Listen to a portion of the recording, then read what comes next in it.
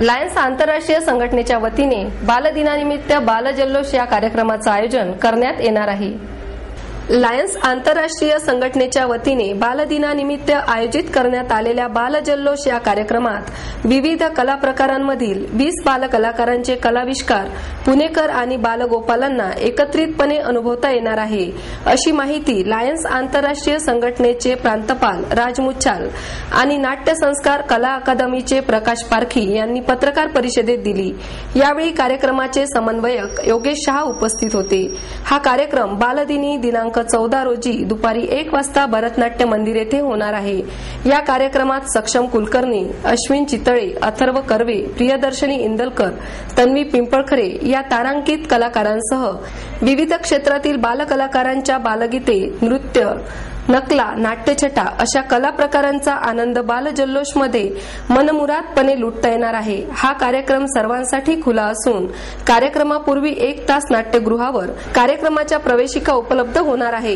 याच दिवशी लायन्स संघटनेच्या वतीने अंधांसाठी, विशेष करून अंध बालकांसाठी पुणे ब्लाइंड्स असोसिएशनच्या वतीने व्हाईट केन प्रदान करण्यात येणार आहेत। 14 तारखेनिमित्त 14 नोव्हेंबर बाल दिनाच्या निमित्ताने लायन्स आंतरराष्ट्रीय संघटना व नाट्य संस्कार कला अकादमी यांच्या संयुक्त विद्यमाने बाल जल्लोष हा कार्यक्रम आम्ही दुपारी 1 ते 3 भरतनाट्य मंदिर येथे आयोजित केलेला आहे। वेगवेगळ्या क्षेत्रामध्ये पुण्यातील जे बाल कलाकार आहेत ते वेगवेगळ्या टीव्ही चॅनल्सवर, वेगवेगळ्या प्लॅटफॉर्म्सवर आपले सगळ्यांचं एंटरटेनमेंट, त्याचप्रमाणे त्यांचे जे काही टॅलेंट आहे ते आपल्यासोबत त्यांनी मांडलेलं आहे। पण 20 ते 25 कलाकार जे पुण्याला रिप्रेझेंट करतात त्यांना सगळ्यांना एकाच दिवशी एकाच छताखाली किंवा एकाच स्टेजवर आणण्याचा उपक्रम लायन्स आंतरराष्ट्रीय संघटनेने केलेला आहे। अश्विन चितळे पासून सर्वच जे काही बाल कलाकार आहेत सगळ्यांचं तिथं परफॉर्मन्स होणार आहे। तर काय काय नेमका आम्ही त्या दिवशी करणार आहोत याची माहिती नाट्य संस्कार कला अकादमीचे प्रमुख विश्वस्त प्रकाश पारखी आपल्याला सांगतील। बालकलाकारांच्या सर्व कलांचा कलाविष्कार आपल्याला बघायला मिळणार आहे। त्यामध्ये सारेगम प मध्ये गाजलेले, बालगंधर्व पुरस्कार मिळालेले काही बालगायक, त्याच्यामध्ये बालगीतं सादर करणार आहेत।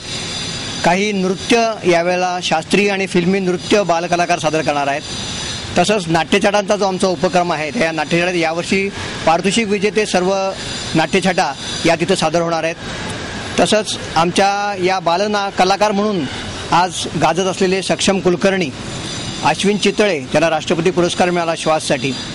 त्यानंतर अथर्व कर्वे आता सारेगम पचा निवेदक म्हणून तो काम करतोय, अनेक चित्रपटांत तो भूमिका करतोय। तर असा अथर्व कर्वे या कार्यक्रमामध्ये त्यांचे मुलांशी थेट संवाद साधणार आहेत आणि या मुलांना सगळे आकर्षण आहे की हे सगळे बालकलाकार काम करत असताना त्यांना काय अनुभव येतो, तर या सगळ्या मुलांना त्यांचा अनुभव मिळावा यासाठी हे सगळे कलाकार या ठिकाणी मुलाखत देणार।